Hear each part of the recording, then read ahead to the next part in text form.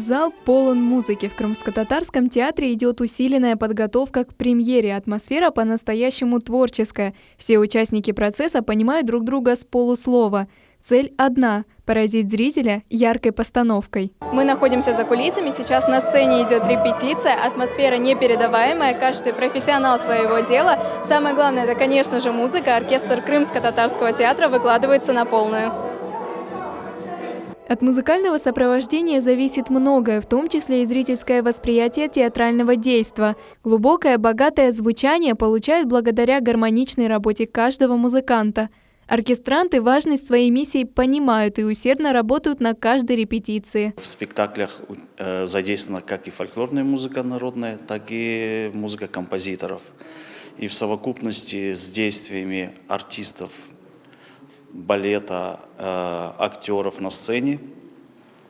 И когда еще подключается оркестр, тем более такой оркестр, как наш, то это получается очень красиво, богато, и зрителю это очень нравится, конечно, больше всего, когда спектакли идут с оркестром.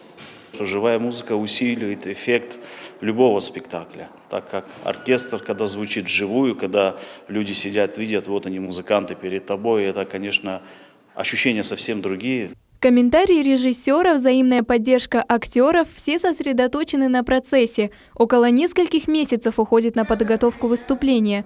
Чем ближе к концерту, тем репетиции интенсивнее. Ибраим Арабаджиев играет в оркестре театра уже 22 года. Говорит, в работе музыкантов самое главное – хорошо знать свою партию. Для каждого инструмента они расписываются отдельно. Сложность в чем? В объединении различных музыкальных инструментов, актеров, те, которые на сцене, или вокалисты, которые поют. Сложность в сведении это в одну концепцию. Есть возможность